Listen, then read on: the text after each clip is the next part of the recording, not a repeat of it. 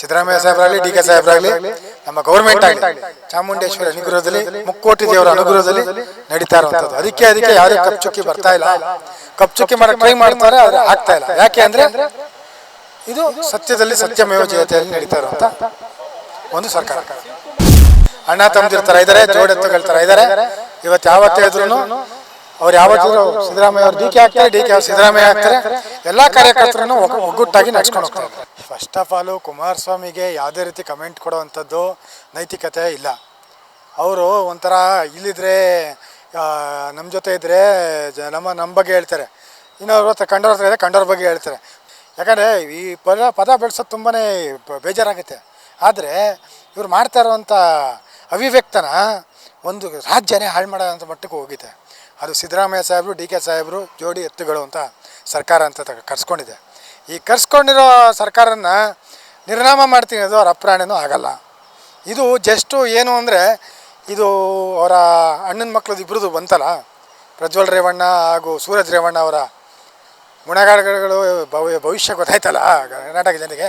ಅದನ್ನ ಹೆಂಗಾರು ಮುಚ್ಚಾಕಬೇಕು, ತಾಪೆ ಹಾಕಬೇಕು ಅನ್ನೋದು. ಇದಕ್ಕೆ ಬಂಡೆ ಬಗ್ಗೆನೂ ಮಾತಾಡ್ತಾರೆ, ಸಿದ್ದರಾಮಯ್ಯನ ಬಗ್ಗೆ ನೀವೆಷ್ಟು ನೆಗೆಟಿವ್ ಮಾತಾಡ್ತೀರೋ ಅಷ್ಟು ನಮ್ಮ ಕಾಂಗ್ರೆಸ್ ಗೌರ್ಮೆಂಟ್ಗೆ ಆಗಲಿ, ನಮ್ಮ ಸಿದ್ದರಾಮಯ್ಯ ಸಾಹೇಬರಿಗೆ ಆಗಲಿ, ಡಿ ಕೆ ಸಾಹೇಬರಿಗೆ ಆಗಲಿ ಪ್ಲಸ್ ಪಾಯಿಂಟ್ ಆಗುತ್ತೆ. ಬಂಡೆನೂ ಉಳ್ಳಲ್ಲ, ಸಿದ್ದರಾಮಯ್ಯನೂ ಉಳ್ಸೋಕ್ಕೆ ಯಾರಿಂದ ಸಾಧ್ಯವಿಲ್ಲ. ಅದು ಯಾವತ್ತಿದ್ರೂ ಚಾಮುಂಡೇಶ್ವರಿ ಕಾಯ್ತಾರೋ ಅಂತ ಒಬ್ಬ ಜನಪ್ರಿಯ ನಾಯಕ, ಜನಪ್ರಿಯ ಮನೆ ಮಕ್ಕಳು ಹಾಗೂ ಕರ್ನಾಟಕದ ಕುಲದೈವರ ಸಮೂಪದಲ್ಲಿರುವಂಥ ಒಂದು ಆಶಾಕಿರಣ. ಅದನ್ನ ಯಾವತ್ತೂ ಯಾವುದೇ ಕಾರಣಕ್ಕೂ ಬೀಳ್ಸೋಕ್ಕಾಗಲ್ಲ. ಹಂಗಿದ್ರೆ ಎಷ್ಟೊತ್ತೆಲ್ಲ ಜನ ಸಪೋರ್ಟ್ ಹಾಕ್ಬತ್ತಿತ್ತು.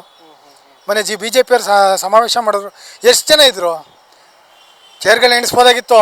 ನಮ್ಮದು ಮರದ ಮೇಲೆ ಕೂತ್ಕೊಂಡು ಕಾರ್ಯಕ್ರಮ ವೀಕ್ಷಣೆ ಮಾಡ್ತಾಯಿದ್ರು. ಇದು ತಾಕತ್ತು, ನ್ಯಾಯದ ಪರ ತಾಕತ್ತು, ದೇವಿ ಆಶೀರ್ವಾದ.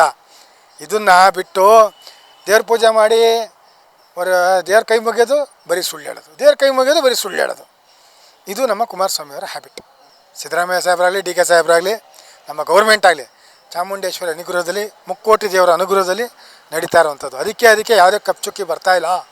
ಕಪ್ಚುಕ್ಕಿ ಮಾಡೋಕ್ಕೆ ಟ್ರೈ ಮಾಡ್ತಾರೆ, ಆದರೆ ಆಗ್ತಾಯಿಲ್ಲ. ಯಾಕೆ ಅಂದರೆ ಇದು ಸತ್ಯದಲ್ಲಿ ಸತ್ಯಮೇವ ಜಯತೆಯಲ್ಲಿ ನಡೀತಾ ಇರುವಂಥ ಒಂದು ಸರ್ಕಾರ. 100% ಸರ್. ಇದು ಅಣ್ಣ ತಮ್ಮದಿರೋಂಥ ಒಂದು ಯಾವ ಬಣನೂ ಇಲ್ಲ. ಡಿ ಕೆ ಬಣ ಇತ್ತು, ಸಿದ್ದರಾಮಣ್ಣನ ಬಣ ಇತ್ತು ಅಂತ ಊಹಾಪೋಹಗಳನ್ನ ಬಿ ಜೆ ಪಿಯವ್ರು ಸೃಷ್ಟಿ ಮಾಡಿದ್ರು. ಆದರೆ ಯಾವುದೇ ಥರ ಬಣಗಳು ಇಲ್ಲಿ ಇಲ್ಲ.